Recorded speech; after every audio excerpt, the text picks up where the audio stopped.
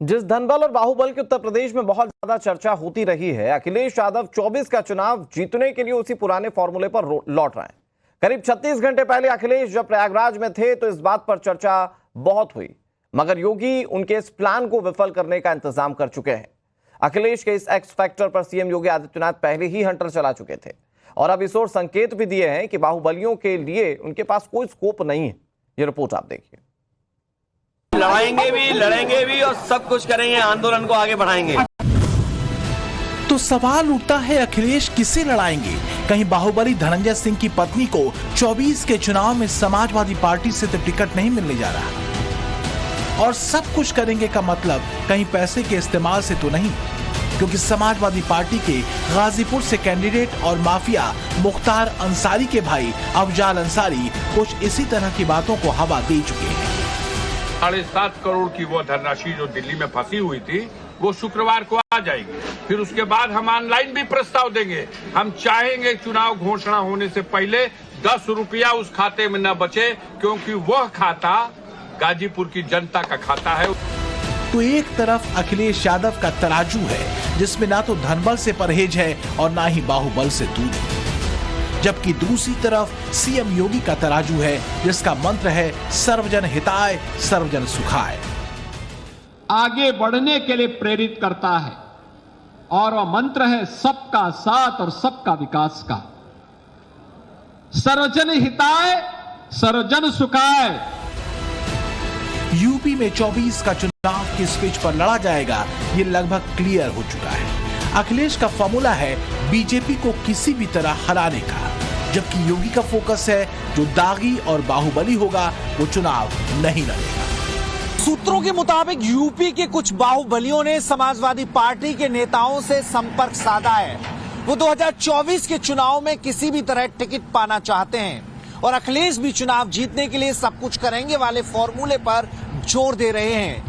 जबकि इसके उलट मुख्यमंत्री योगी आदित्यनाथ का क्लियर कट मैसेज है, किसी भी बाहुबली को पार्टी टिकट नहीं देगी, फिर चाहे बात बीजेपी की हो या फिर उनके सहयोगी दलों की।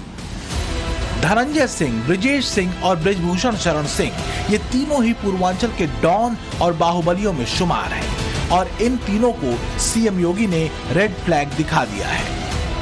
धनंजय सिंह को जौनपुर से टिकट न देकर कृपा शंकर सिंह को चुनाव में उतारा। गाजीपुर और चंदौली से लड़ने की डिमांड रखने वाले डॉन ब्रिजेश सिंह को भी निराश होना पड़ा। बाहुबली माने जाने वाले ब्रिजभूषण शरण सिंह को भी कैसरगंज से टिकट मिलने के चांस ना के बराबर है। माना जा रहा है कि सीएम योगी ने यूपी से माफियाओं और बाहुबलियों के खात्मे का जो संकल्प लिया है उस पर वो 24 के चुनाव में भी अमल कर रहे हैं। भारतीय जनता पार्टी चुनाव में किसको टिकट देती है, किसको टिकट नहीं देती, सवाल ये नहीं, सवाल ये कि क्या जनता की जो उम्मीद थी, जो गांव गोद लिए थे, जो शहर को स्मार्ट सिटी बनाने के वादे थे, उन वादों का क्या हुआ? बाहुबलियों से दूरी भारतीय जनता पार्टी का केवल दिखावी ऊपरी मुखौटा है। असल में भारतीय जनता पार्टी वो बाहुबलियों के साथ है। ये एक समय था जब जनता ने ऐसे तमाम बाहुबलियों को जिता करके माननीय बना दिया था। उसमें कुछ कारण थे, जब वोट परसेंटेज भी कम होता था और जब लॉ एंड ऑर्डर मजबूत नहीं होता है तो बहुत सारे लोगों को अपनी समस्याओं के समाधान के लिए बाहुबलियों की तरफ जाना पड़ रहा था। लेकिन आज जैसे जैसे राज्यों में भारतीय जनता पार्टी की सरकार बनी है, भारतीय जनता पार्टी की सरकार ने लोगों को फेयर ट्रायल दिया है। आज लोगों की जो समस्याएं है वो सुनी जा रही है, उनका निराकरण हो रहा है। तो इसलिए बाहुबलियों के, माफियाओं के, अपराधियों के दरवाजे अब जनता के लिए पूरी तरह से समाप्त हो रहे हैं। अब ऐसे बाहुबली, माफिया, अपराधी ये जेल के सलाखों के पीछे पहुंच रहे हैं। अब इनका चुनावी राजनीति में कोई स्थान नहीं रहेगा। सूत्रों का दावा है कि डॉन ब्रिजेश सिंह ओम प्रकाश राजभर की पार्टी सुबह सपा से चुनाव लड़ने की तैयारी में था, जबकि धनंजय सिंह जेडीयू या निषाद पार्टी से जौनपुर का टिकट पाना चाहता था, मगर योगी आदित्यनाथ के रहते ये मुमकिन होता नहीं दिख रहा। धनंजय सिंह के खिलाफ एफआईआर योगी राज में हुई और योगी राज में भी उसे 7 साल की सजा हुई, जबकि ये सब जानते हैं कि उससे पहले इस केस के गवाह अंडरग्राउंड तक हो गए थे। माना जा रहा है कि बीजेपी या फिर उनके सहयोगी जिस भी कैंडिडेट का ऐलान फ्यूचर में करेंगे उनका नाम इस लिस्ट में नहीं दिख सकता है।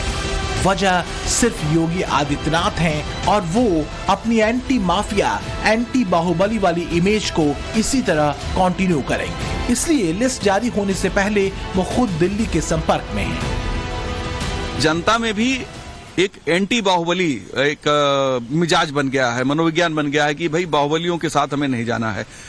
तो ये जो माहौल है, ये लोकसभा चुनाव में उसको हम इस तरह से भी कह सकते हैं कि भारतीय जनता पार्टी की प्रदेश सरकार लॉ एंड ऑर्डर को ठीक कराई और पार्टी बाहुबलियों को राजनीति से मुक्त करने का एक तरीके से उन्होंने परोक्ष रूप से अभियान चला रखा है।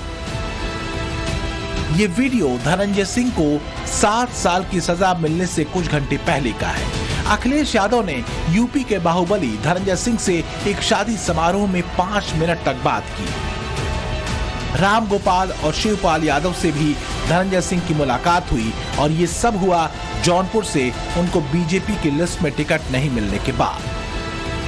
सूत्रों का दावा है कि धनंजय सिंह ने अपनी पत्नी श्रीकला रेड्डी को टिकट दिलाने की बैटिंग की और इसके संकेत समाजवादी पार्टी के प्रवक्ता फखरुल हसन ने अपने ट्वीट के जरिए दे दिया।